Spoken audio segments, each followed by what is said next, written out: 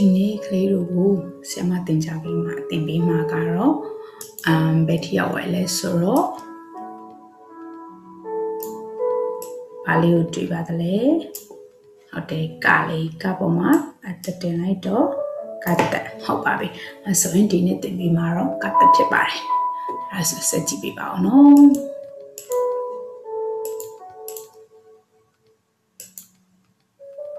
Okay, Hobby Kata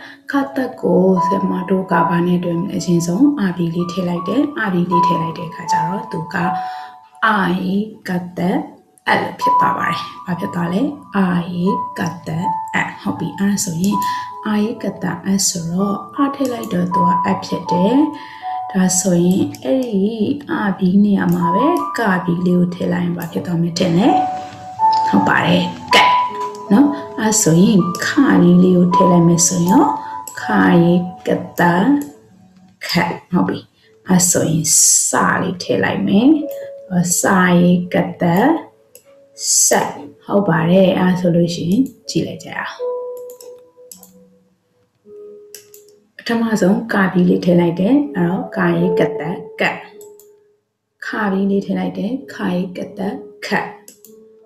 Sabi little like that, Sai get that set. Dabi little like that, Die get that dead. Lan be little like get that let. Die get that. Okay, hope I be also in. The solution that being a dreader. Being a dreader, oh my, be everything inside on Walumio, don't long to as yam row. Ngata don't was swing, we I,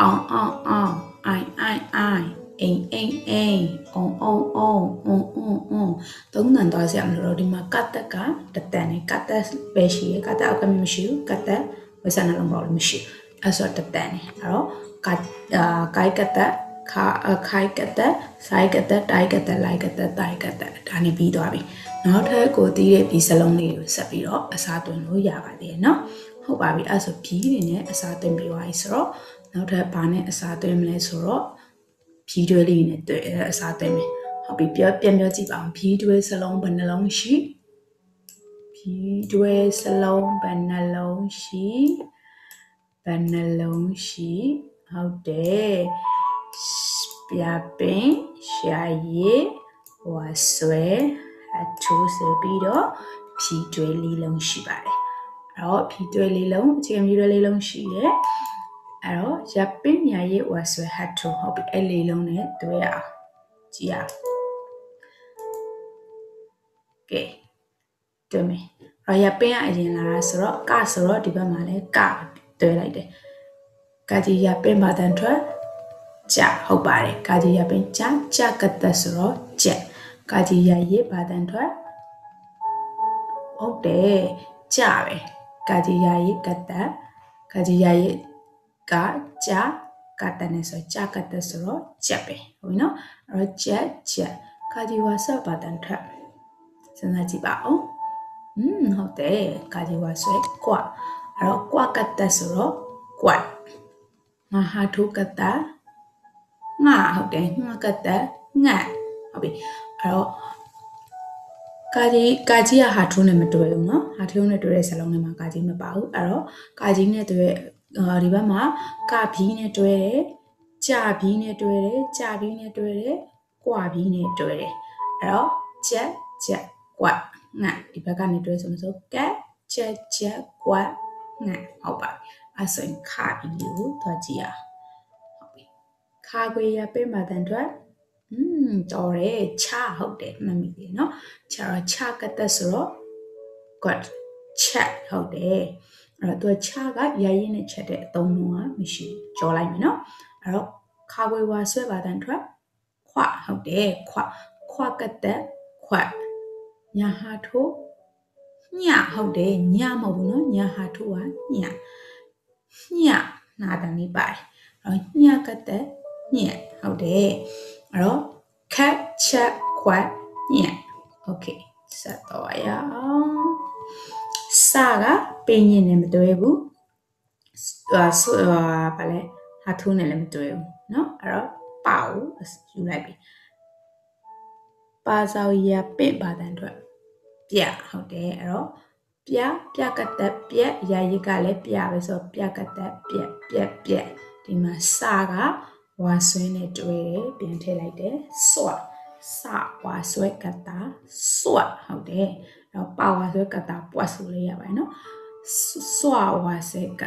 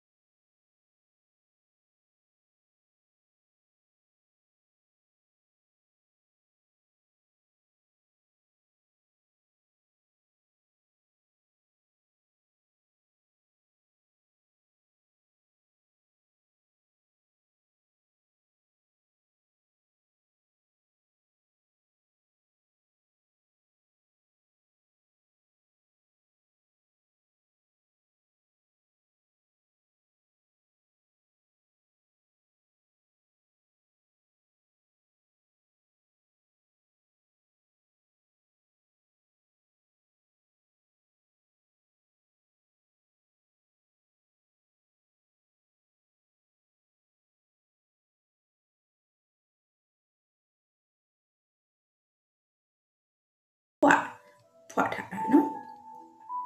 โอเคအဲ့ဆိုလို့ရှိရင်တော့ဒါကဒီစလုံးလေးတွေအတန်တခြားဒီစလုံးလေးတွေဒီကတော့အသုံးများတဲ့စလုံးလေးဆိုတော့ဒီစလုံးတွေပဲသုံးမယ်နော်အဲ့တော့ဝါဆွဲနေမှာသူကအသုံးများတာအများကြီးရှိတယ်ခွက်ရှိတယ်ဆွဲရှိတယ်တွက်ရှိတယ်ထွက်ရှိတယ်ဒီဘက်ကဘာထည့်မလဲဆိုပါနဲ့ပါဝါဆွဲပွားလို့မျိုးပွတ်တို့မဝါဆွဲကတမွတ်ကတော့သုံးနေလို့မရှိဘူးဖဝါဆွဲရှိရဖွာကတဲ့ဖွတ်နော်နောက်တော့တောက်ဝါဆွဲရှိရတွားကတဲ့တွတ်အမ်ရီသုံးလို့ရကိုတည်ရဖြီးစလုံးလေးနည်းနည်းအစားသွင်းဖြီးတွဲစလုံးဆိုလို့ရှိရင်ဖြီးတွဲစလုံးထပ်ပြီးတော့အစားသွင်းလို့ရသေးတယ်အဟာထိုးမှာတော့ဒီစလုံးလေးပဲသုံးနေချာဟာသုံးတာမရှိတော့ဘူးတစ်လုံးရှိတယ်ရပလက်နော်ရပလက်ကလည်းရတယ်မယ်တော့ရပလက်ဟာထုတ်ကတာရှက်တော့ထည့်သုံးလို့ရတယ်နော်ဟုတ်ပြီအဲ့ဆိုသူရဲ့အထိပ္ပယ်လေးနည်းနည်းပြောကြည့်ကဲဒီစလုံးဘယ်နေရာမှာမြင်ဖို့လဲခက်ဟာဘယ်နေရာမှာမြင်ဖို့လဲဆက်ဒါတော့ဒီခက်ဆိုတာခက်တယ်ခက်ခဲတယ်ဒါမျိုးပေါ့နော်ပြောရခက်တယ်စားလို့ရတာခက်တယ်စာရေးရတာခက်တယ်စသဖြင့်ခက်ခဲတဲ့ဟာတွေမှာဆိုလို့ရှိရင်ဒီခက်လေးကိုသုံးတယ်ဆက်ပစ္စည်းတွေဘယ်လိုပြောမလဲအိမ်မှာရှိရကိုအိမ်မှာရှိရ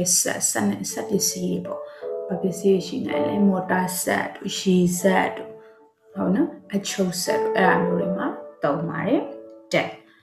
အပေါ်အတက်အစင်းလောက်တာဒါဘယ်တက်လဲဆိုအမြင့်တနေအောင်တက်တာလေကားပေါ်တက်တာအိမ်ပေါ်တက်လာခဲ့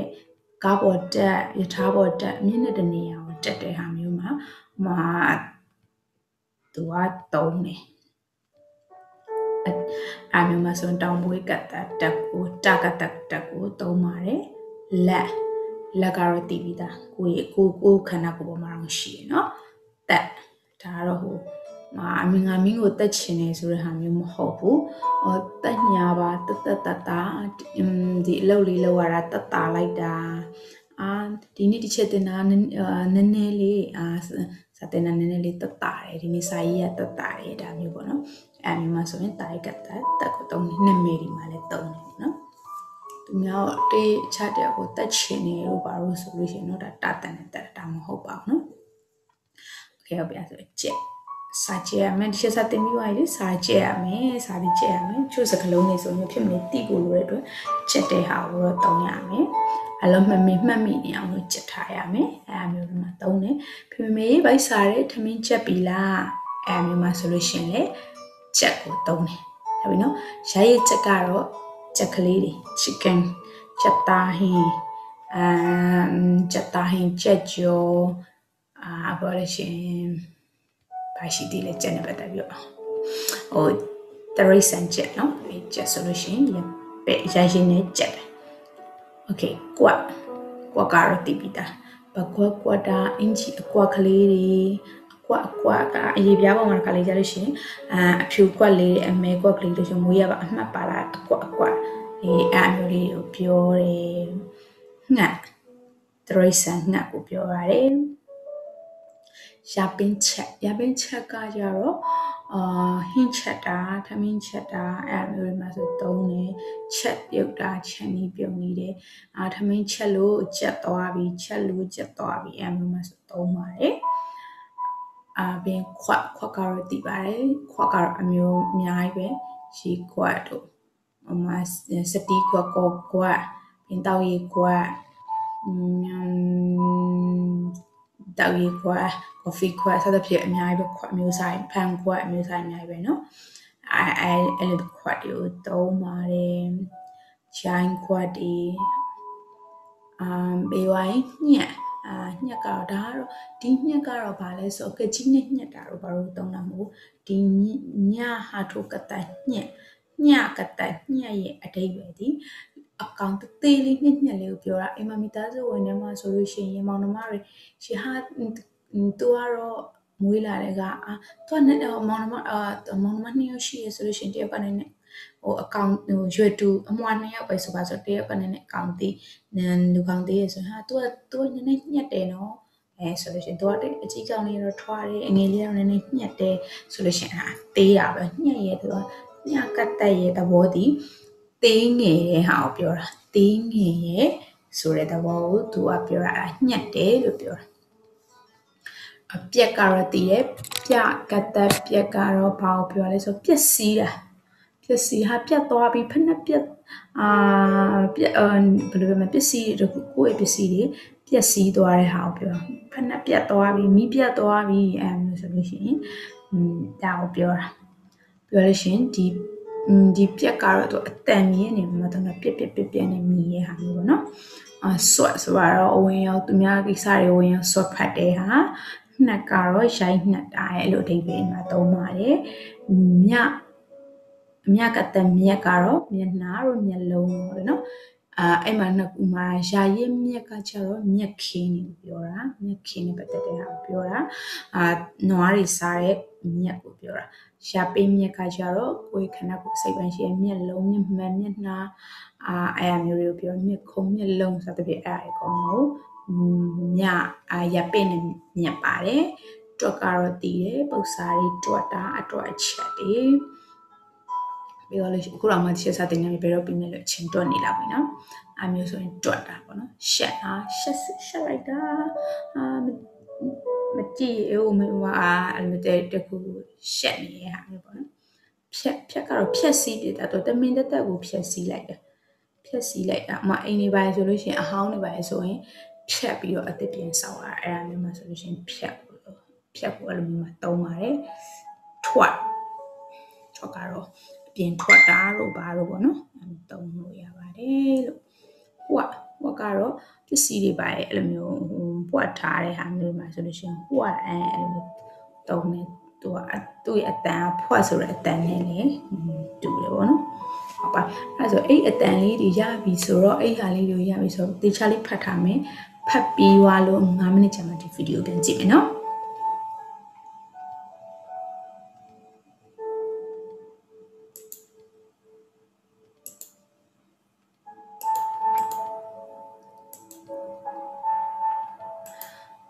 Okay 9မိနစ်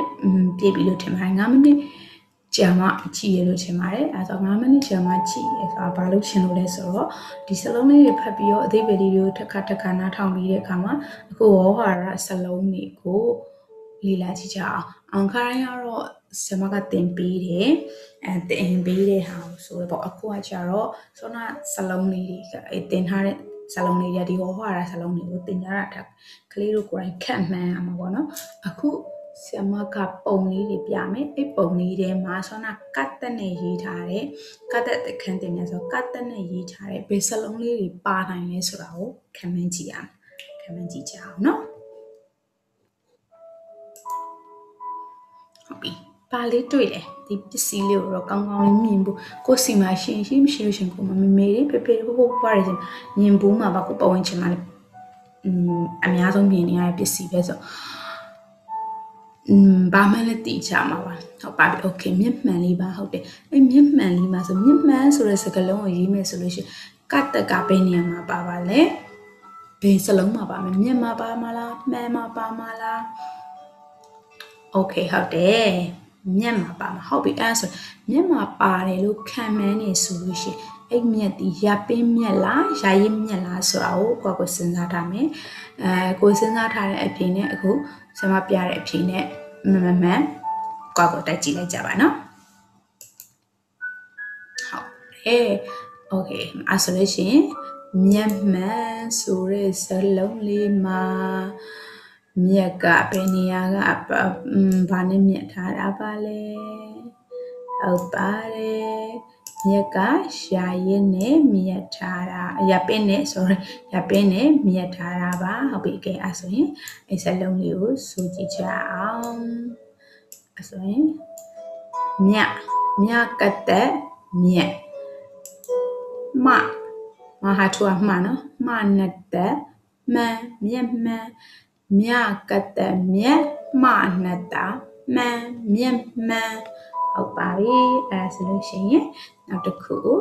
သွားကြည့်ကြရအောင်ဘာပုံလေးဖြစ်မလဲဟုတ်တယ်ဘာပုံလဲကြည့်ပါတဲ့ငါပြောသည်လေငါပြောသည်โอเคဟုတ်ပြီအဲဆိုရင်အဲ့ငါပြောသည်ဆိုရဲစလုံးမှာကရောဘယ်နေရာမှာကတ်တနေရတဲ့ဟာပါမယ်လို့ခံမှန်းမိပါတလဲဒီကတော့ရပင်လည်းမပါတော့ရရည်လည်းမပါတော့ဆိုတော့ဘယ်စလုံးလေးကတ်တနေရစလုံးလေးဖြစ်မလဲဆိုတော့စဉ်းစားထားပါစဉ်းစားပြီးလို့ရတော့ပြီဆိုရင်အခုဆင်မအဖြေကိုရှိလိုက်တော့မယ်ပြလိုက်တော့မယ်အဲ့ဟာနဲ့ကိုစဉ်းစားထားနေမှန်တိုက်ကြည့်ကြပါနော်ဟုတ်ပါလေအဖြေမှန်လားမှန်မယ်လို့တော့ယုံကြည်ပါတယ်အဲ့တော့မှန်တဲ့သူတွေအကုန်လုံးလည်း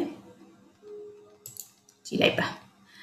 ဟုတ်ပါတယ်ငါမှာပါတာပါသူကရေးတော့တာငါပြောဆိုကြတော့တာငါပြောသည်နဲ့အလွယ်ခေါ်ကြတာကဲတန်းကြတော့သူကရေးတော့သူရေးတော့ငါပြောသည်လို့ရေးရပါတယ်ဟုတ်ပြီအဲ့ဆိုရင်ဆိုကြည့်အောင်ငါကတဲ့ငါပြောပြသွေးတို့ပြရေးချပြောငါပြောတာလုံးနဲ့စံခတ်တီးကိုစနှလုံးပေါက်တီးငါပြောသည်ရေးတော့ငါပြောသည်ဖတ်တော့ငါပြောသည်တချို့လည်းအတန်တော့တိုင်းငါပြောသည်လို့ဆိုပြောကြတယ်နော်အမြန်ခေါ်တော့ငါပြောသည်လို့ဆိုကြတယ်ဟုတ်ပါပြီโอเคအဲ့ဆိုနောက်တစ်ခုကြည့်အောင်ဘာလို့ထင်လဲဒါရအတိတာကြီးပါနော်ဟုတ်ပြီအဲ့ဆိုအဲ့အတိတာကြီးပါမှာညက်လုံးဆိုတဲ့စလုံးမှာဘယ်စလုံးမှာကတ်တက်ပါလဲဆိုတော့လည်းခံမှန်းလို့ရမှာထင်ပါတယ်ဘာနဲ့အဲ့ဟုတ်ပြီမြက်မှာဘာနဲ့မြက်မှာလဲရရစ်လားရပင်လားပထမတစ်ခေါက်ကလည်းခံမှန်းထားရဲဆိုတော့မှန်မယ်လို့ထင်ပါတယ်โอเคကြည့်အောင်ဟုတ်တယ်မြက်လုံးမှာမြက်ကရပင်နဲ့အဲ့ဆိုတင်တော့ကလည်းပြောခဲ့တယ်လို့ပဲရပင်တို့ရှာရစ်တို့ဆိုတော့ရှာပင်ရဲ့ရှာရစ်ရဲ့မြက်အတုံးနှုံကိုလည်းတေချာလေးခွဲပြောထားတယ်ဆိုတော့ဒီမယ်လို့ထင်ပါတယ်ဟုတ်ပြီအဲ့ဒါဆိုကြည့်အောင်မြကတဲ့မြက်လာတဲ့သေးတင်ချောင်းငင်လုံးဝစနှလုံးပေါလုံးမြက်လုံးမြကတဲ့မြက်လာတဲ့တင်ချောင်းလုံးဝစနှလုံးပေါလုံးမြက်လုံးโอเคနောက်တစ်ခုစတော့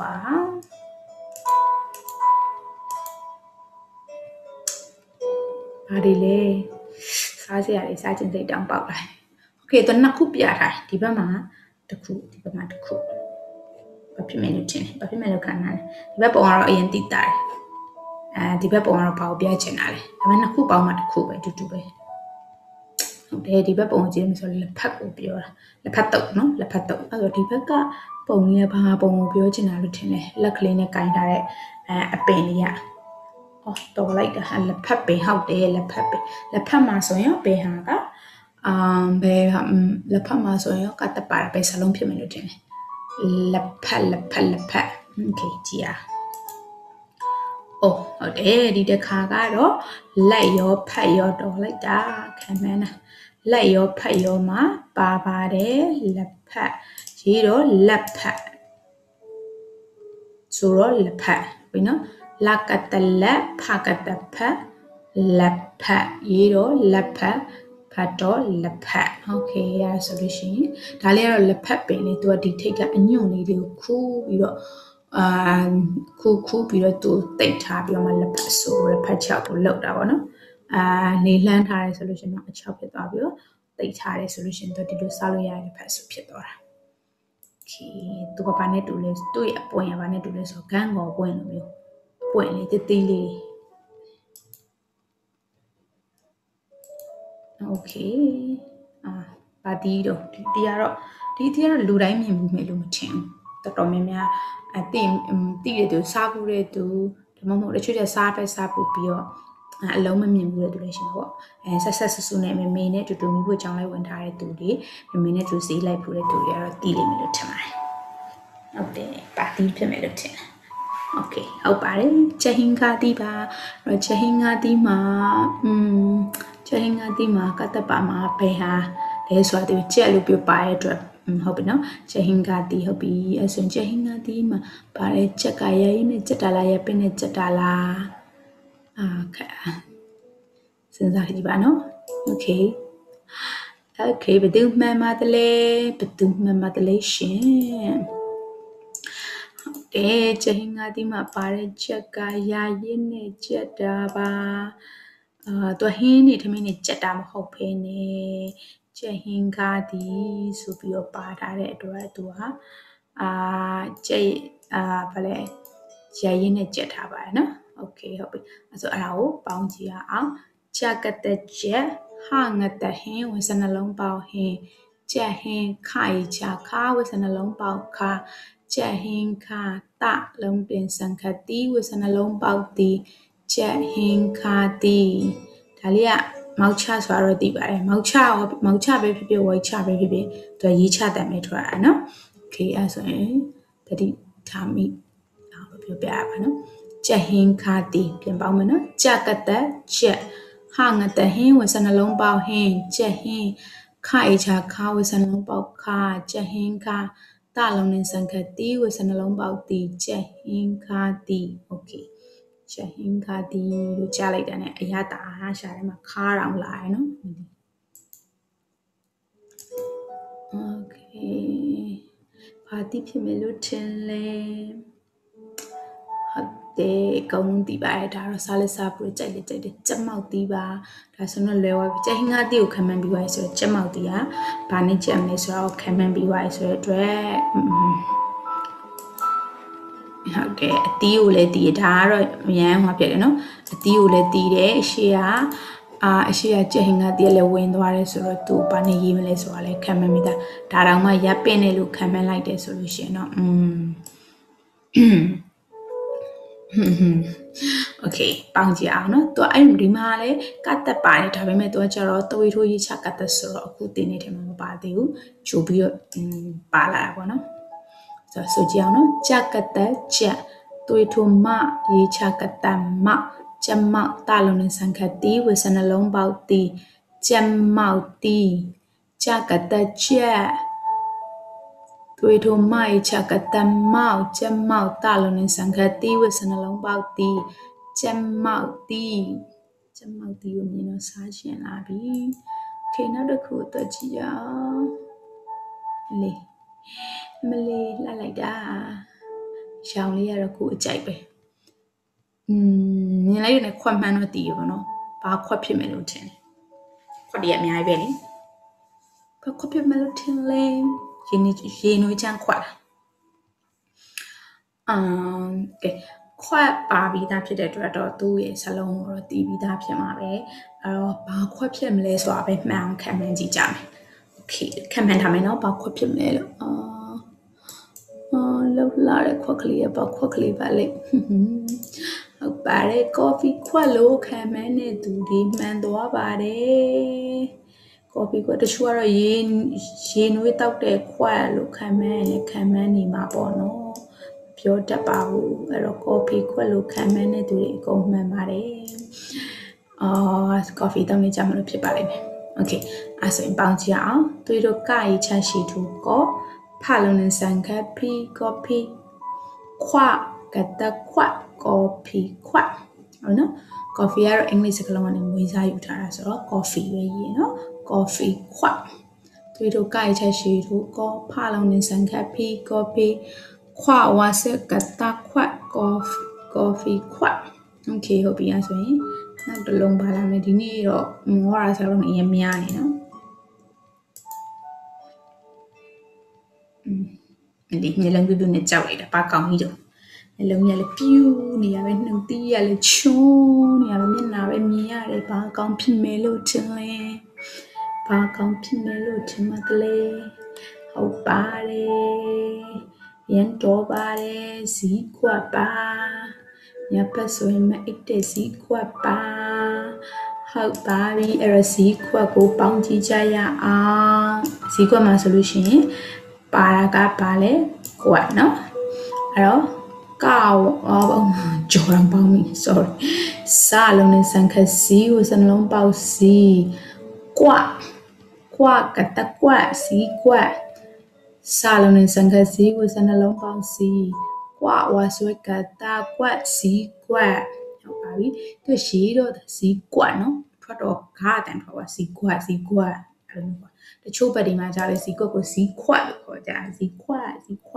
ခါတန်တယ်ဒါပေမဲ့သူဒီဗမာတန်မှာဆိုလို့ရှိရင်တော့သူစီခွက်လို့ပဲခေါ်တယ်ဒီတရားပုံမှုတီးပြီးတော့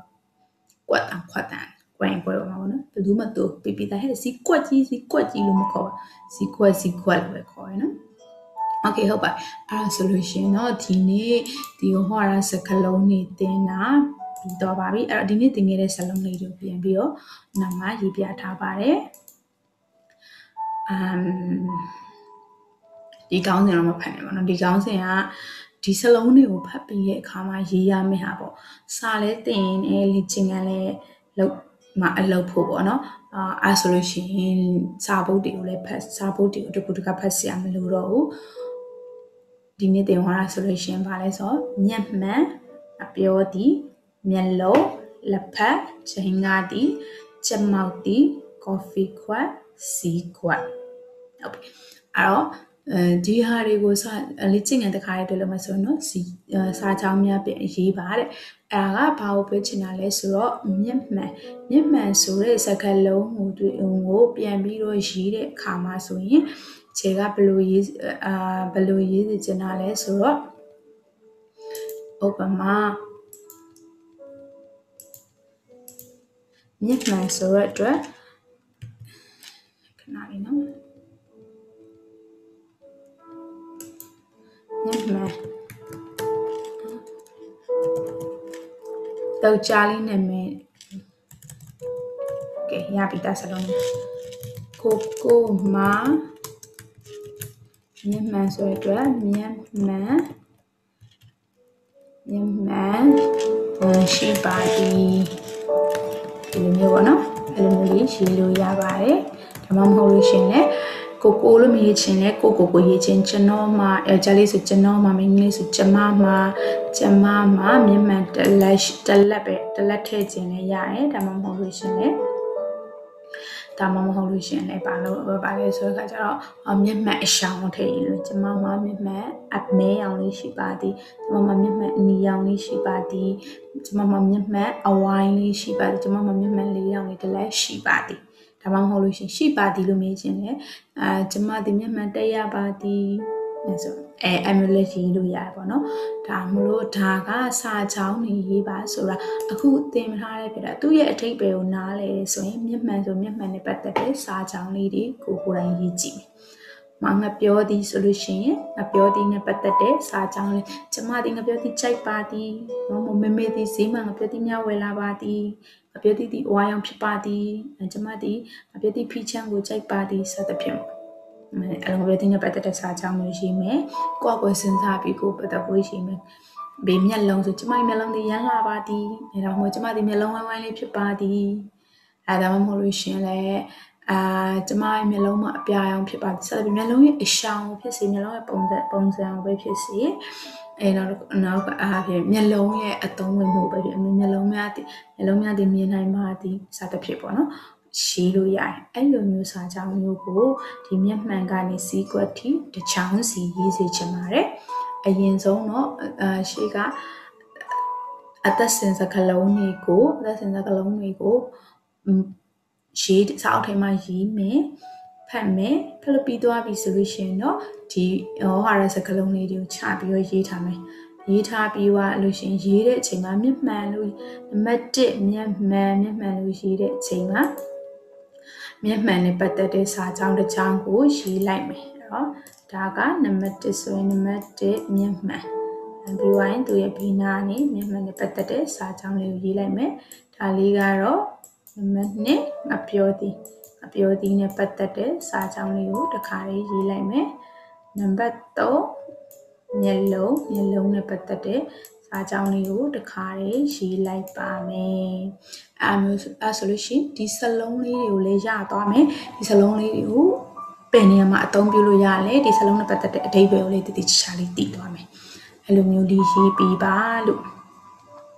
ဟုတ်ပါပြီအဲဆိုလို့ရှိရင်တော့အချဲတင်ချင်တာကတော့ဒီလောက်ကလေးပါပဲလို့ကျေးဇူးတင်ပါတယ်